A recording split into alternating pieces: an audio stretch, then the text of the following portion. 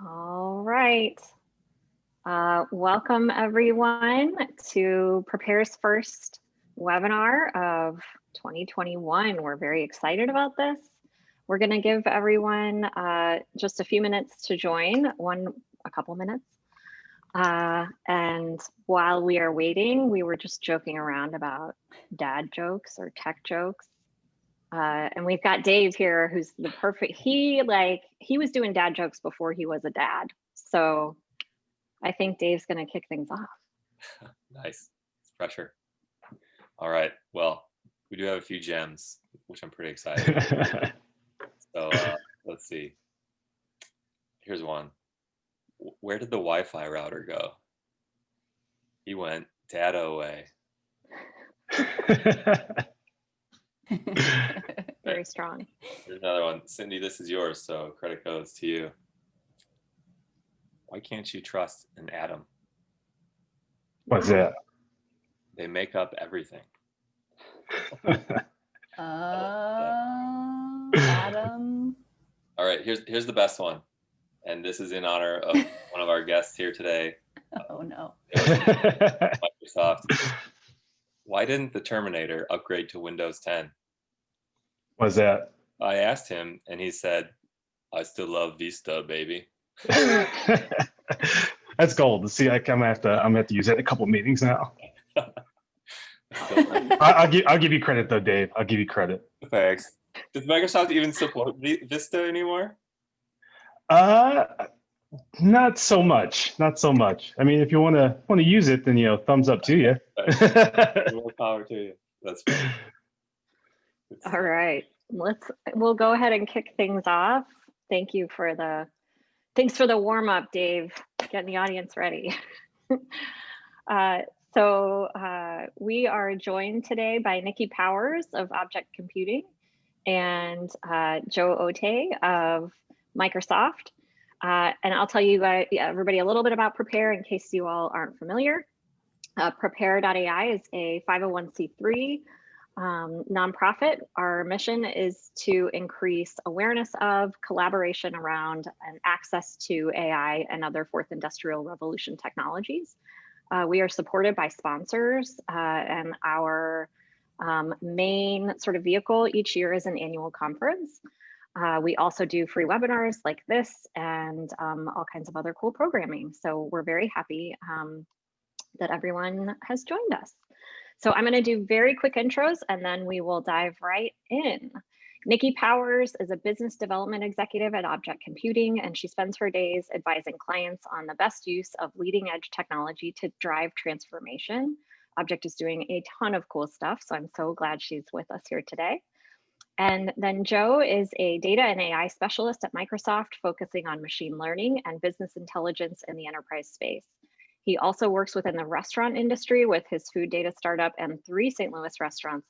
And he has a 7-week-old baby. So we were all just feeling like major slackers in our warm up.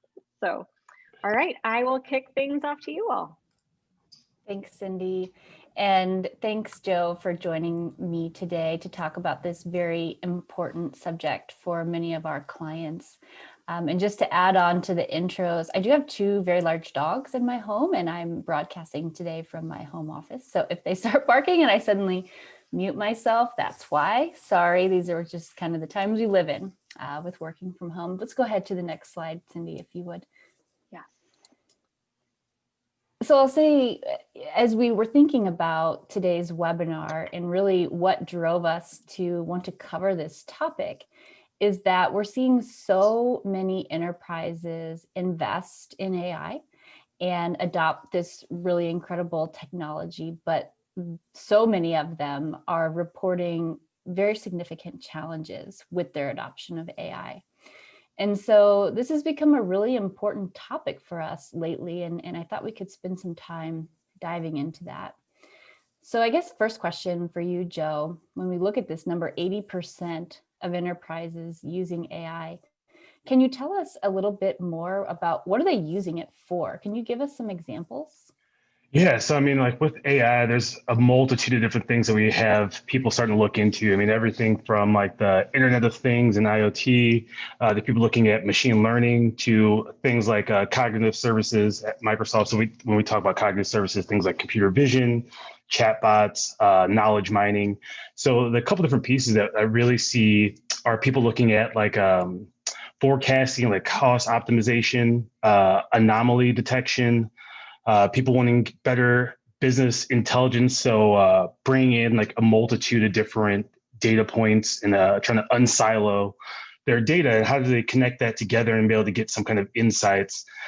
So, I mean, I think in some capacity, like 80% sounds definitely about right. We always have like organizations looking at the different ways that they can utilize AI. And I think, with the wide gap of what like AI is, I mean, there's a lot of different terms that kind of fall under that umbrella.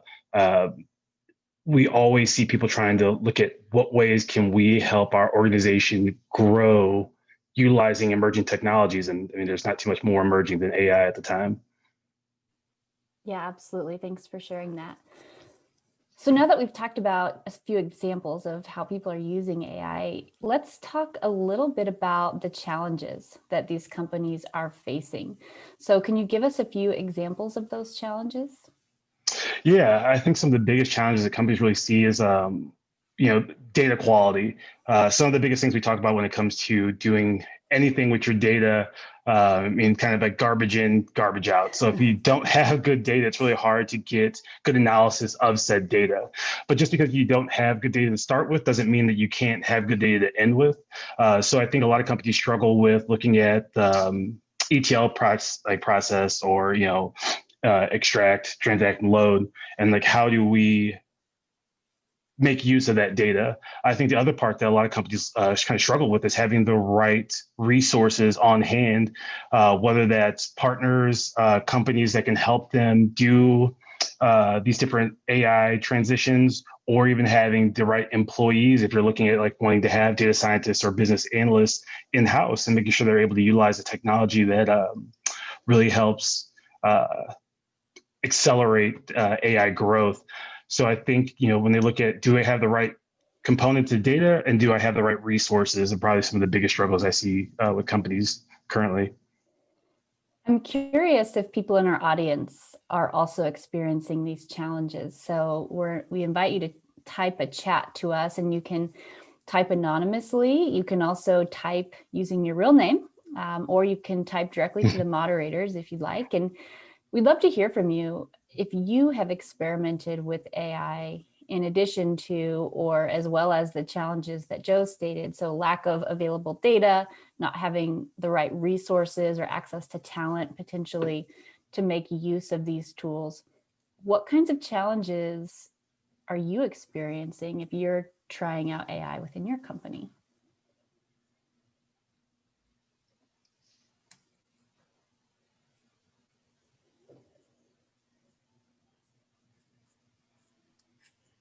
I'm guessing we probably have a lot of folks who are maybe just starting out, or maybe, trying to investigate what will work. I think there's a perception that AI is expensive and that you have to be at a big company to implement it in a way that will make a difference. Mm-hmm. Yeah, and I'd say I see that's definitely one of the biggest things that we see a lot with our different customers, or even outside of my different accounts. People always think that AI is a very difficult technology, hard to get into, or maybe they just don't fully understand it. And I think that there's been a great transition of that, especially over the past like 3 years, with a lot of different companies. When I think about like the big three with like Google, Amazon, and Microsoft, but even a lot of other companies that are helping with different things, like helping with chatbot integration, helping with different machine learning services. Like there's been a huge boom in things like what's called like auto ML, where you kind of bring in the data sets you have, and we can help look at the different information that we can get out of that without you having to do anything to understand like what are the different like columns and tables that have the most significant value in what you have to even start with basic like forecasting or categorization or classification. I mean, there's ways to really get into the field without having to have like a lot of capital immediately, without necessarily having to have all the data in place, without having those resources. But having more of those definitely can help accelerate that. But you definitely don't need all those to start looking at AI or machine learning or computer vision currently. That's helpful. Thanks. And we have a few more chats here. So M. Cooper says, data, and data. Too much data, not meaningful. So there's a lot of noise going on with enterprise data for sure. Another question from David is, what pulls this all together? If not distributed ledger technology, is there a tech standard that can integrate and keep up with these new methods of AI, ML, IoT, and et cetera, so management can understand and believe enough to have to dedicate the budget and deploy these things? That's a good point. Another challenge is time consuming. It's time consuming to get started. We have a lack of experience. Ron says, how are universities and, wait, it jumped off on me. How are universities preparing people to go into these types of jobs, essentially, right? Like, so we're seeing a lot of challenges around that and creating engineering talent. Another challenge is using unstructured data and actually being able to make sense of it. That's a good point. And now we have a question.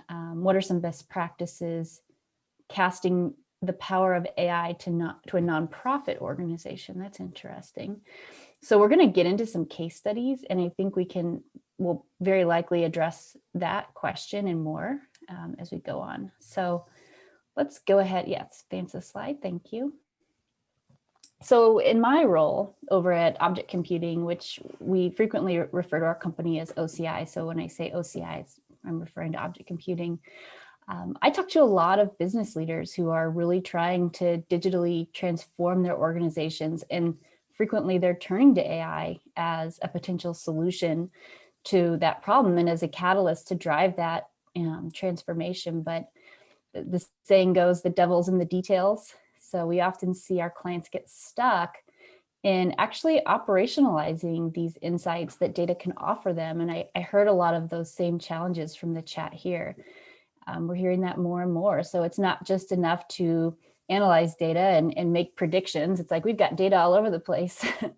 That's certainly a great start, but you have to actually use those insights to make decisions that impact your customer experience or your employee experience or your bottom line, if that is in fact what it is you're trying to grow. And so when we talk about the challenges of AI, such as those challenges that you've shared with us, what it really boils down to very often in my conversations is a lack of long-term strategy. And many of those challenges can truly be attributed to a lack of a long-term strategy when it comes to the use of AI. So let's clarify what we mean by strategy before we jump into that topic and unpack it. What we mean by strategy is not the same as what we mean by a goal. So a strategy and a goal, they're not interchangeable. And very often we hear things like, we want to use AI to save money on a process, or we want to use AI to automate customer service. And saving money is a goal. It's not a strategy. It's a goal. It's a worthy goal, but it's not a strategy.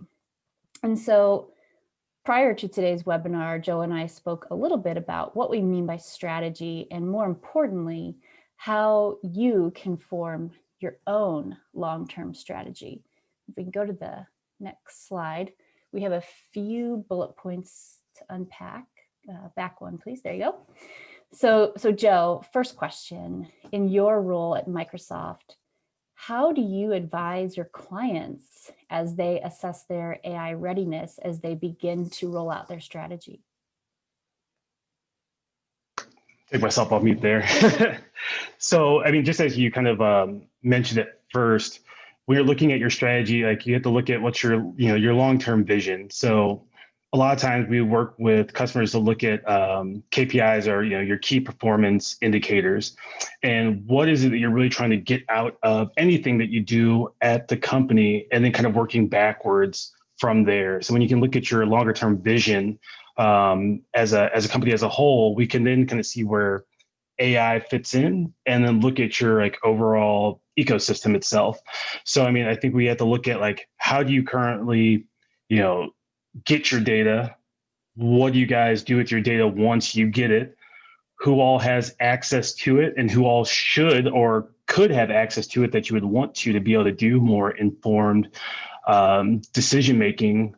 Well, what kind of insights are you trying to get out of? So, I mean, we really take the time to almost just whiteboard out like what's our current environment look like, and what are we trying to get to? Because I think once you can look at those two different things, we can then kind of put into where does AI fit in to those different ecosystems. So, I mean, if you're trying to look at, profitability, or if you're trying to look at, operational cost optimization, we can start looking at things, like anomaly detection, and start looking at computer vision if you're in like the manufacturing industry, so you can understand like what machines might be possibly about to break down at some point on a factory floor. But I think you really have to take a internal look at what do you currently have, what do you currently want, and what's the finalized goal, or what are you trying to lead to?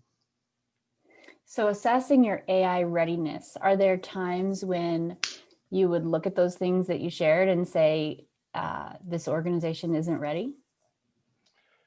Yeah, I think the biggest thing that I really look at is like, are you able to answer those questions? I mean, I think that's really about it, that there's not going to be any like, oh, we have everything scenario. You're never going to have the most clean data. You're never going to have every single resource that you could possibly want.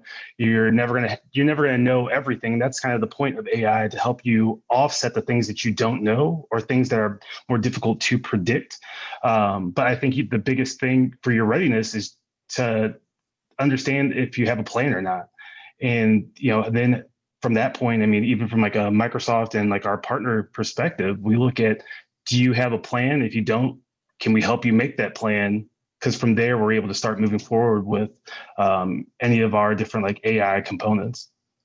That's a really good point that you bring up. It's like nobody has the perfect data set, and nobody has the perfect kind of crystal ball into the future. And many of the people, well, all of the people who've been successful with AI fall into that category. They didn't necessarily know getting started, and they figured it out along the way. And so we're going to talk about some case studies here in a few minutes. But before we do that, let's talk a little bit about the second bullet that you had shared with me. And that's about identifying use cases. So can you share an example of how a strategy has translated into a use case? Yeah, I can give you an example from, so like, we'll call them a food distributor that I had worked with previously.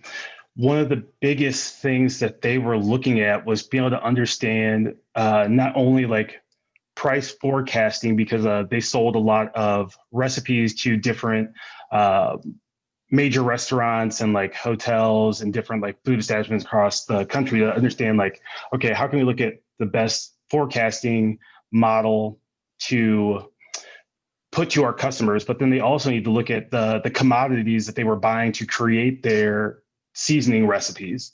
So, I mean, when things changed in the market, like say there was a drought in a certain country where they were getting their tomatoes from, or where they were getting their corn from, they need to be able to update their cost optimization model from purchasing, but then also how do we project that to our customers beforehand, or be able to tell them like, hey, we understand that there's going to be a change in basil production here in the next 4 months, and 30% of the recipes and seasonings you buy from us contain basil. I would do a larger purchase now because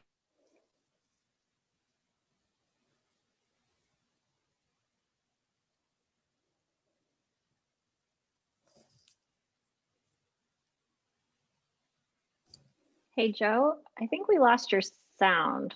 Dave, can you guys hear? Joe? I Joe? think I lost sound. I think maybe your headphones might have died. Uh-oh, he can't hear us. He's going on a tear. Okay, can you hear me? There he is. Yes. Okay, yeah, sorry about that. Looks like my Bluetooth was also connected to my phone, and the phone rang. Oh.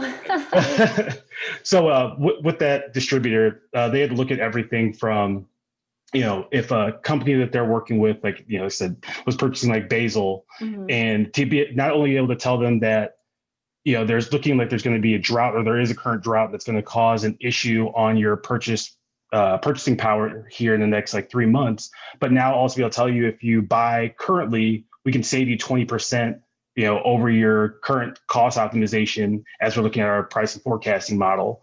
But the biggest thing when we looked at that use case for him, he wanted to be able to provide more accurate pricing for his customers and have a better, higher purchasing power for their company when they're buying the raw ingredients. So that was really his use case. And then we were able to look at, helping him inject data from the different commodities and known commodities that they purchase from, to be able to take in weather data from the different farms and providers that they're getting their products from, but also to look at their current customer ecosystem, how they purchase, when they purchase, to be able to give those insights to that customer. So like, we can start from that base idea of what he's looking at and be able to look at what can we then do to help actually make that original process of like better cost optimization and price forecasting a reality. Because there's a multiple different ways to go about it, but I think once you have something that you're trying to start with, that helps us then kind of work backwards to solve that problem. That makes sense. So like trend forecasting for inventory planning, right? His strategy is to always have product on hand, of course, because he's trying to grow his business. So this is an example of a use case where, in the basil example that you gave, we're able to predict and forecast a little bit better to make sure there's no interruptions to his operations. Correct. Okay. So when we talk about planning for life after AI, and I love that you use this phrase. So what does life after AI look like?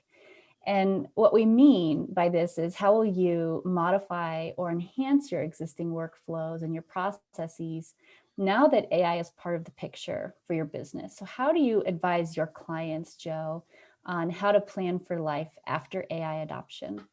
Yeah, so that's one of the things that we talk about usually at the very beginning of any kind of engagement that we have with our customers is, once you help build and utilize this technology, who continues to utilize it and grow it moving forward?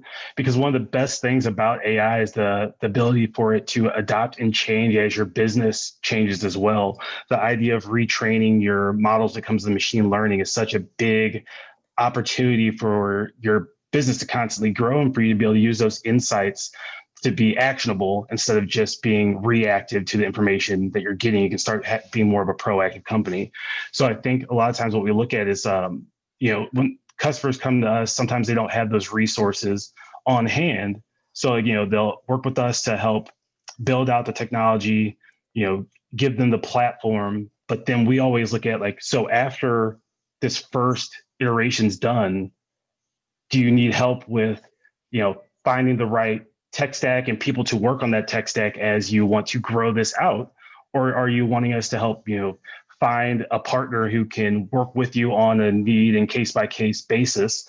But you have to, like, AI is not a one and done thing. It's not just, oh, I've completed this and everything's all great now. Like, you always have to look at what's going to be the next problem you're going to solve, or what are you going to be doing with with these models and these different things that you're creating. So like, give an example, we have a lot of companies, especially with the remote work that's going on now, looking at like chatbots and getting that information to offset customers, especially like in the healthcare industry. They have so many people that are calling in, but usually with the same questions and concerns.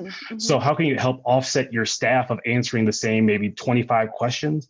So like, we look at chatbots to augment that information.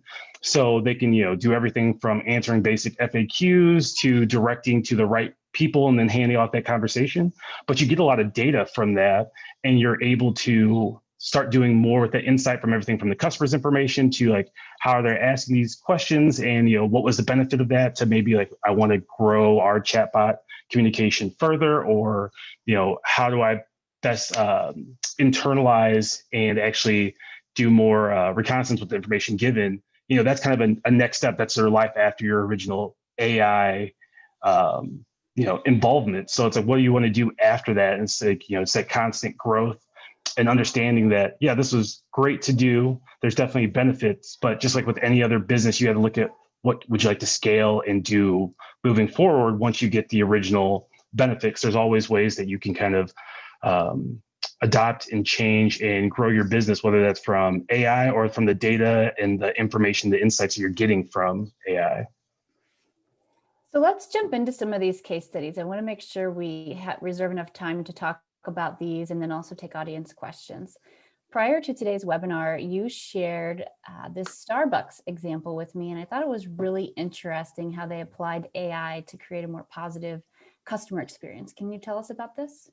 Yeah, the Starbucks one's like one of my favorite ones. So with Starbucks, they were looking at the customer data that they were getting from the different online platforms. So like typically whenever you go into, Starbucks, especially if you're using your phone, they have some, basic customer data about you, whether you logged in from Facebook, Google, or you use like your email address and password. But then you're starting to make these different orders. But what Starbucks was doing is not only looking at that order data, but they're looking at the ingredients that compile in the orders themselves. So now they can start doing personalized recommendations based off the fact of, if you're looking at different sandwiches, what actually compiled in that sandwich. So here's, collaborative filtering and looking at what other people who ordered that sandwich did. But then also the fact of, because you personally like this sandwich, here's these other things that fit in that same category that we can offer to you as well. But then not only that, but they can look at, what time of day are customers who are 18 to 24 coming into our location. So what proactively can we offer to them to get them to come in times other than that? Or when they are going to come in, how do we better staff our locations so we know we're going to have an influx of traffic over this time, or when we run these type of promotions. So like the idea that they can utilize the data that's already known, that they already have in their business, but to better give a better experience to the end user, but then also how can they change like a little bit of their own operations with this known data. This is a great example of one of the things we talked about at Prepare.ai at the last virtual conference. And that was AI is really good at two things. One is when you don't know the answer to a question or you don't know the solution to a problem, you can use AI to dig into the data to find those answers that you don't have today. And then other times it can be applied to problems where you could get to the answer on your own as a human, but it would just take so long for us to, as humans, process that much data. So this is an example where, things like store volume and purchase behavior and all these things happening at their, million locations. I don't know how many locations they have, but it's a lot. A human couldn't possibly keep up with that. And so that's a really great example. Exactly. I mean, people want more personalized experiences when they go out. I mean, I think that's been a trend over the last couple of years. So the more that a company, whether it's Starbucks, whether it's a small business, whether you recognize that people really want an experience catered to them and don't just want mass marketed things, this allows for you to really kind of change the idea of what you are doing as a business and let you offer specific things to clientele to hit and have a higher success rate rather than just going, I'm gonna throw this to the wall and I hope it sticks to something.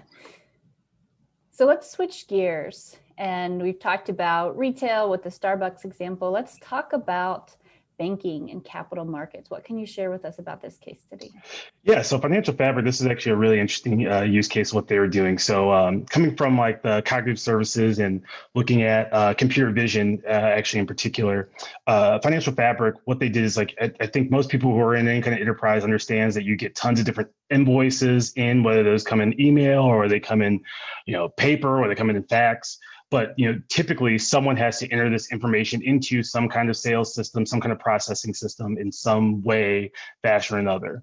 Well, once you're getting 10,000s, 100,000s of files a month, it's very cumbersome for someone or a team of people to do this. So they want to look at how can we help augment this staff and be able to do more with this data itself. So what we were able to do with them is utilizing computer vision, and particularly a thing that we have called Form Recognizer, which is able to take the data from a form after being trained on just 5 different instances of that form. We can either auto take out what we see as like pertinent information in that form, or if you have even just a little bit of coding expertise, can do bounding boxes off the specific information, but then it pulls that into a JSON format, and then you can distribute that to whatever database or insights that you need to then send that data. So for them, they're looking at pulling that data out. Some of it went into their CRM system. Some of it went into for them it was Azure SQL database, but then they're able to do additional ETL over that data for them to be able to get more insights and going into things like Power BI or Tableau, and for different parts of their business to get the specific information they needed out of these invoices to move that business forward. And so not only did it save a tremendous amount of time, but just even labor costs for a computer to do that significantly changes. And those people who are spending so much of their day entering invoices now can do the part of the business that they probably got hired on to do in the first place. And so now they have a lot larger productivity value that they're getting over something that used to be just very time consuming. We have a question, and it came in just a minute ago while you were chatting about the financial fabric case study, and that was on the Starbucks case study. And the question is, can you share an example of what does the consumer experience and what does the company team experience? And I think the answer is they get better recommendations around things to order, and they get a better experience in store. Maybe you can elaborate on an example there. Yeah, so like with the Starbucks experience, or anyone that's usually using like these customer recommendation engines, but we'll use Starbucks in this example. So if you use like the Starbucks app or with the emails, a lot of those particular like coupons or offers are going to be pretty particular to you as a person, or into a small subset of people. So the majority of people that are getting these offers aren't going to be getting the same offers. And not only are the offers going to be different, but the time of day that they got sent to you, because they're looking at when are you most likely to utilize whatever offer or recommendation that they're sending to you. So you get something that's more catered to the idea of maybe when you're wanting to eat Starbucks, or when you're around Starbucks and it's convenient for you to go. But then from a company perspective, they're better able to understand the demographic of their business, understand staffing times, understand product availability, to have better ordering power, to at this point too, they're able to look at like maybe what items do we not need to offer in a particular like region because there's just no one buying them because that demographic just doesn't fit that area. Or if they're wanting to test a new product in a certain city, they know what cities would be most likely to want to try something new. So I mean, it adds for less waste, better operational excellence inside of a company, but for a consumer, it's just a better overall experience when it comes to both the recommendations and the offers that you receive. I have a really great example of an AI-powered offer I personally received. I love to tell this story from Amazon. And every day around, well, not now because I don't go to the office, but when I went to the office, my phone would always be dead around the end of the day, like around 5 o'clock. So I'm always looking for a charger around 5:30. And so wouldn't you know, I started seeing advertisements for a power bank right around 5:30. It's like, how did they know that I was having this problem right now? So I think that's another example of just the power of customer recommendations and being in the right place at the right time. Definitely. To Codasoft, what can you tell us about this case study? Yeah, so Codasoft is a company out in Canada, but they're in the restaurant industry. But what they were trying to do is looking at how can we help restaurants, which are typically known for having very inconsistent, siloed, or very non-beneficial data. So what they were looking at is like, how can we help restaurants get more beneficial data, but then also help with the experience of the customer while they're inside the location. So even pre-COVID, they were looking at the idea of making the table experience better for the consumer, which would then allow for more information back to the restaurant. So what they did is created these interactive tables that you would sit at. So when you sit at this table, you'd be able to do anything from like look at the different apps to be able to check in, to be able to see the menu, to be able like even offer some different apps for your kids to log in and play at the table. But what they were able to get out of a lot of this information is to see when you're checking in, ordering, they can, one, pull any kind of data that they know about if you're checking on Facebook, or if you are logging with your email address and say you want to sign up for their birthday program, they're able to know like what demographics are coming at the table, what's the actual table time that the average customer is sitting at the table. Whenever they're going through their menu, how long are they staring at the appetizer section compared to the dessert section? Do they even open the dessert section? Do we need to change the way that our menu looks to get more people thinking about different options in our menu, what things are working, what things aren't working?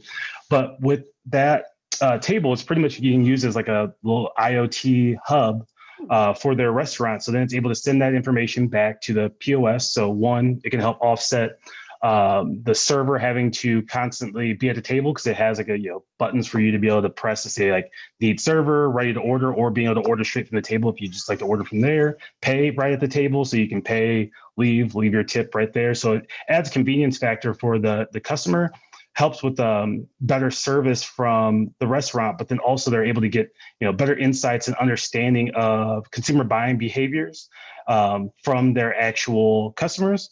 But then also they can also just add that kind of wow factor, and then also rather than parents bringing in the iPad for their kid, they're able to sit there and play little games while they're at their table as well. And it looks like there's a 32% increase in sales they attributed to this solution. Yeah, because the nice thing about this too, and I think a lot of restaurants are starting to see the the power of digital menus, because one, they don't have to reprint menus if they're wanting to do like that special of the day, or if they have anything changing in the restaurant, they can do it dynamically right there at the table. So if they're really wanting to showcase a special, they're not leaning on the knowledge of the staff to, one, know that there is a special, but then also tell the customer that there's a special. And they're able to change anything from like pictures and anything dynamically right there at the table. So it gives a whole different way for a customer to interact with a restaurant that they just wouldn't have had even 4 or 5 years ago. But I think with COVID, we've seen a lot of people start using the QR menus, but even with those, a lot of people are just putting them to just a PDF version. But we see some people who are actually starting to utilize the dynamic ecosystem in the restaurant space, and be able to change those and update that based off not only what customers are looking at, but also price modifications based off price adjustments, as we saw beef went up quite a bit at the very beginning of the COVID pandemic, and some restaurants adjusted, some didn't, and took that loss on their buying power. What's interesting too about this is I noticed the company size is between 1 and roughly 50 employees, same with the previous case study. So you don't necessarily need to be a global powerhouse like Starbucks to take advantage of AI. Completely. I mean, I think really it's having the idea, because even with CodySoft, I mean, the original idea was thought of 2 different employees at the company, and then believing in what could be and positioning them with a couple different restaurant groups in Canada to build out a POC, because the restaurant groups are super excited about this different technology and what they're able to then take their thought process of what could be, and then that helps change what CodySoft's original vision was. They're looking at things like being able to play games at the table and other parts outside of just the ordering aspect that CodySoft might have been originally thinking about when they first had the conceptual idea. I mean, I think some of the best ideas are brought up by the partnership of the technology company and the actual customer, more than just one person coming telling you that something's great. It's really, how can we work with this together to make it actually feasible in the ecosystem, and then how do we also augment this and change this as customers start utilizing it more, and we start getting more data and start being able to adjust our business model. Let's go to the next case study. Whiskey. Yeah, so this is a great one here. So McMyra, they're a Swedish distiller, particularly in whiskey. And so one of the things that they were looking at, everyone always talks about AI taking over the world, but I think really it's about what can AI do when you look at bringing in the expertise and knowledge that you already have on hand and help augment what they are able to do. Because at the end of the day, it's not so much like artificial intelligence, but like artificial intelligence plus human intelligence gets you those best insights and great business ideas and products.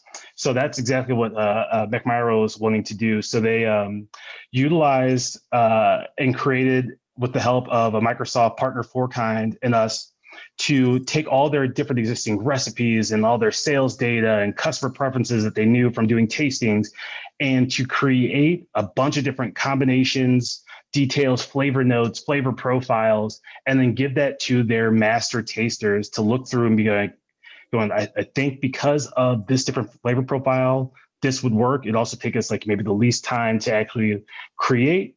But when they're able to take all that evidence that they were given from that machine learning model and then give it to their in-house experts, they were able to create a whiskey called Intelligens. And they were actually awarded the gold medal from the American Distilling Institute in 2020 for best international malt whiskey. And That's this cool. was created over just a couple months when, companies take years and years to try to create these different recipes and you're hoping it's going to work. So it was showed that if we have good data and we also have our resources, didn't have to be AI resources, but we have our expertise in the category and the field that we're in, we can take these two together by partnering with a company who understands these different technologies and able to help us grow and create a product that we're proud of. But then not only that, but they get the recognition of saying that what we did was right, and now we have this delicious whiskey. That is something I think so many people can relate to if you enjoy drinking whiskey, of course, but also if you're responsible for product development at your company, right? So it's not just applicable to whiskey. They've taken a lot of different inputs and come up with something new that people loved. And again, example of this would have taken us as humans, as mere humans, would have taken us a long time to get to that perfect blend. Yep. Exactly. It's, like I said, it's helping augment out the talent and the expertise that you have in your company and helping that grow and succeed. That's cool. I'm going to have to give it a try. You should. It's pretty good. Now I wish that we had chosen to raffle off some of this whiskey, but just real quick to the audience, we are raffling 10 books to the people who are participating here today. So thanks for joining, and we'll be contacting those who win our raffle. The book is all about real companies who have adopted AI and how they're seeing their lives unfold. And Microsoft has had a really large role in publishing that book. So we're excited to share that with you all. So moving on, let's kind of bring it home with a summary of what we've talked about, and then we can move on to audience questions. So just to conclude the different things we've talked about here today, and the webinar, of course, is called 5 Steps to Enterprise Success. And I want to make sure that we really summarize those. And so first of all, assessing your AI readiness. We talked a lot about how you can go about figuring out if your organization is ready, or, maybe do you have the data, or maybe you don't have it available, or maybe AI isn't even really the right solution for you. So that's step 1. From there, identifying those use cases. So in the example of, the basil, we're saying we want to make sure that we're always growing our business, we have the right product at the right time. So that company is using AI to predict trends and manage their inventory forecasting in a more efficient way, and also in a way that gives them more buying power. So once you've determined that you are ready for AI and you have some use cases, and this is where people like to skip ahead, and that's in the hypothesis stage. So we talked about when a lot of times clients will say things like, I want to use AI to save money because I want to automate customer service. So you're kind of automatically assuming that the hypothesis is AI will save me money. And sometimes that's true, but other times you might find that really the greatest outcome for your business was that your customers had a better experience and they were willing to purchase more from you. So maybe you didn't actually save any money, but you grew your bottom line. And so to an extent, that was even better. And that was like what we saw with the tables, with the AI menu ordering with Starbucks too. And from there, we didn't touch on this a lot just because we didn't want today to turn into too much of a sales pitch on, tools and infrastructure and resources available. But of course, Microsoft has some fantastic tooling and infrastructure tools. Joe shared some of those with us in his case studies, and these slides will be available so you can take a deeper dive into the actual tools and infrastructure that was used in these case studies. And then my company, of course, OCI, we provide services and resources around the implementation of those things. So certainly reach out if that's of interest. And then planning for life after AI adoption. So it's not enough just to say, I want to get more data or I want to save money by making better use of my data. It's about figuring out how is your work and your process and your customer experience or your employee experience, how's that going to change once you've adopted AI? Because the possibilities really are limitless. Joe, do you have anything to add to this? No, I think you definitely summed it up there. I really think it just starts with being able to look at your current, state and what is it that you're wanting to get out of any technology that you're looking at, and just kind of working backwards from there, and then just have a plan for no matter what happens and the outcomes that you get from working with AI. But what's the next step like in that path, and how do you want to grow?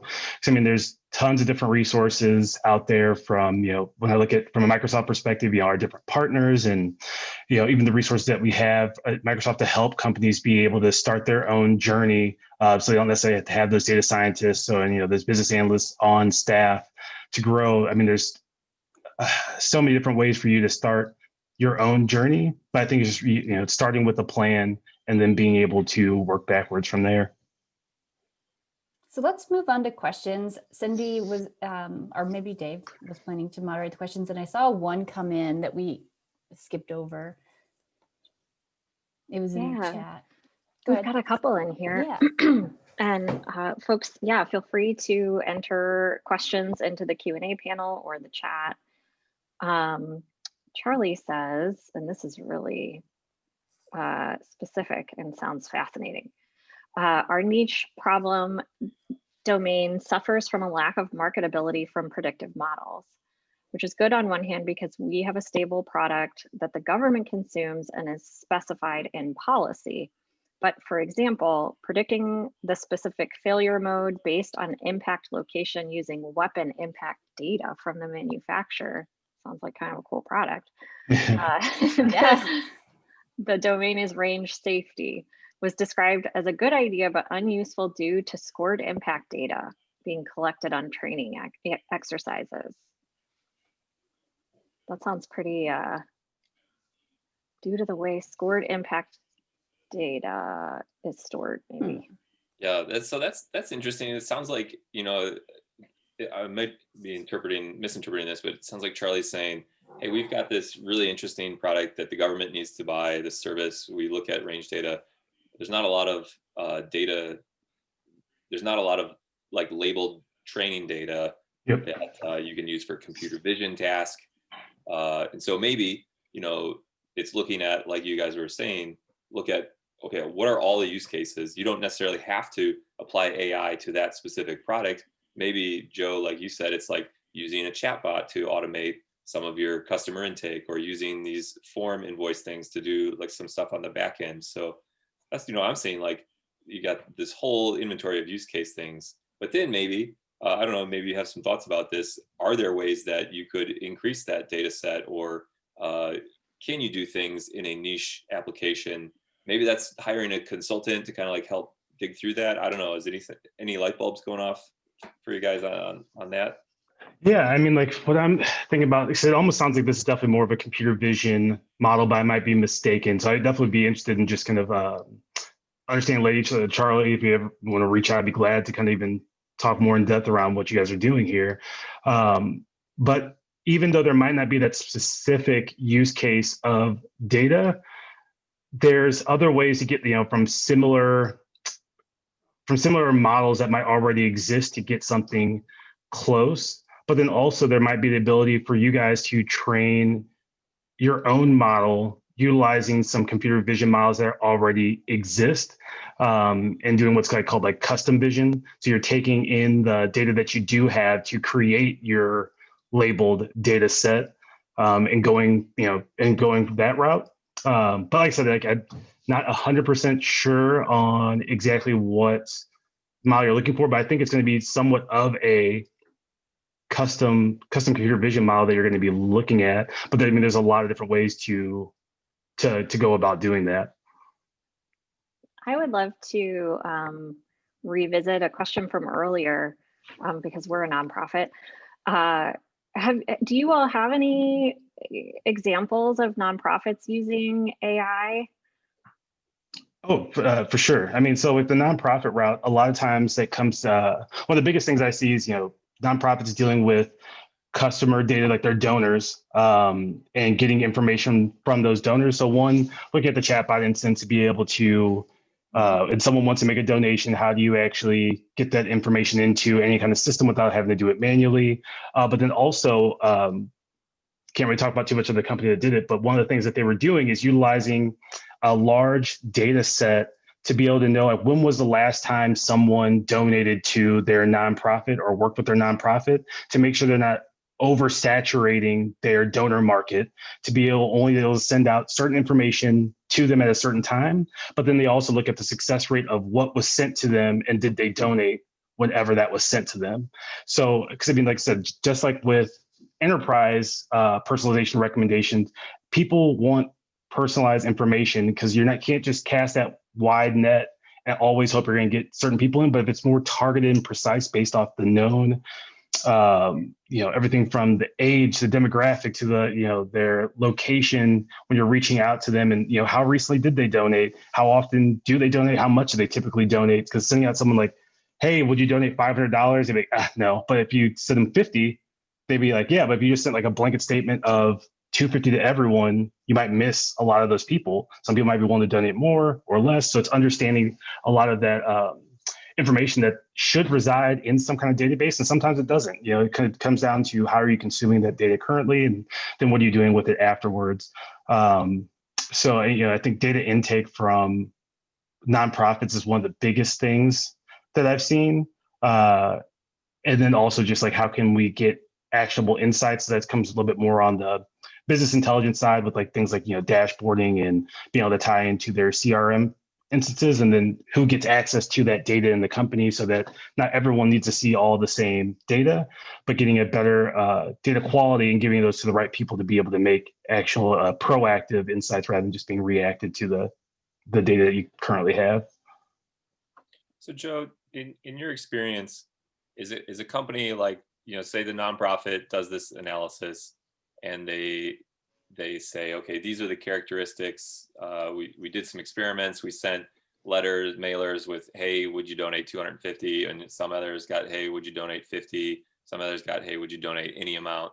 And then they calculate that and they say, okay, this kind of person needs a $50 prompt. This kind of person needs a $250 prompt. So that whole analysis, that can be done just as a batch offline process. If you've got like a data science team, they do that. And then they go back and say, hey, the product people, the operations, and if you're sending out the mailer, here's how you should do it. Similarly, if you're doing the menu, you're looking at the menu in your Starbucks and you're saying, hey, these are the kinds of people that we should send these promotions. So all of those, there's a question about this. Is that are you making those recommendations real time? Is there anything that has like that all loops together? That seems like a very complex system. Or is it still more the traditional, like, hey, we collected the data over a period of time. The data science team, the business analyst team looks at it. They're making these recommendations, and now it goes back in to get reprogrammed and resent the next time. Yeah. So when it comes to machine learning, I mean, just in all reality, typically, when you're building the model, that's going to be the most intensive work that you do. So like, 85 to 90% of the total work that you're going to do is building that model and building a decent one. Everything else after that is going to be the possible retraining of the model, hopefully.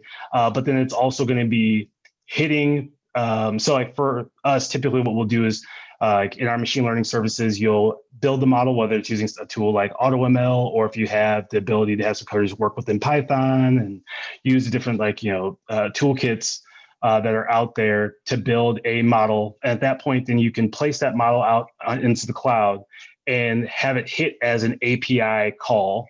So when you're sending back that data, it's hitting for the data that you're only sending up there. So that's very inexpensive when you're talking about actually hitting the data itself, but just creating that model. And it really comes down to how much data that you currently have. If you're talking about, millions of rows and tables, yeah, you could be training that model for quite a amount of time, or you might need a lot of compute. But I mean, the typical enterprise can build decent models, in days, but it's really the cleaning up of the data, the pre-processing, and getting that model right than it is the after you have it done and hitting that model against like a API call or a dashboard. That's going to be your least your cost. It's really just the building of it in general. Okay, yeah. So one of the questions was like in real time during like a Black Friday, to actually run, if you've got that model with the preferences and you're serving that as an API and you're saying, hey, this person needs these advertisements, this person needs those features, they need this coupon. The inferencing or the calling of that model to make predictions, you're saying that's pretty cheap.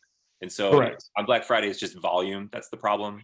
Exactly. A lot of companies this is the reason why a lot of companies go to the cloud now, because they're able to scale up that compute power around that. And they can even do like auto scaling services. So whenever they see that spike coming, it's automatically auto scaling that compute that's in the system. And then once that kind of goes away, that scale goes away as well. So they're not having to, buy a bunch of different servers and a lot of processing power and have that in-house to do this data.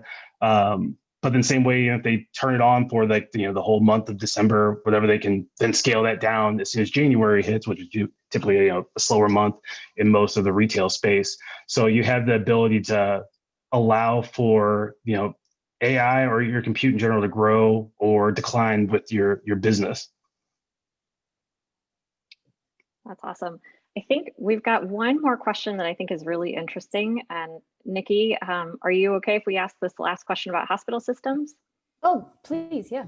Awesome. Okay, and I know we're right at time. So once this question is answered, we will respect everyone's time. But this is from Sohini. Do you have any use cases for using NLP for hospital systems? The use case involves automating patient check-in and based on the input of the patient, generating a decision support model for the physician so he can spend more time with the patient or she can spend more time with the patient. Yeah, and actually crazy enough. So Microsoft, we have a whole arm called Microsoft Health. So prior to my role, I actually came from the health and life sciences arm of Microsoft. And so even at that time, we were seeing more and more of this exact use case coming in, like people wanting to help with triage and utilizing chatbots to get that basic customer information, relating that to the known data that was in the system, sending that over to the doctor to tie into their different ERP systems or electronic patient records, and understanding that information, and then also getting that to the doctor, because a lot of people have, especially in healthcare, you see a lot of like Epic and these different ERP systems, and tying that data into there, so that way when the doctor comes in, they can see everything from when they last in the hospital, when were they prescribed, when did they check in, what were their symptoms when they checked in, and getting all this information without having to then redo all that in the system. So we do see a lot of this, and even from there, we see companies starting to look at, when you're talking about like genomics,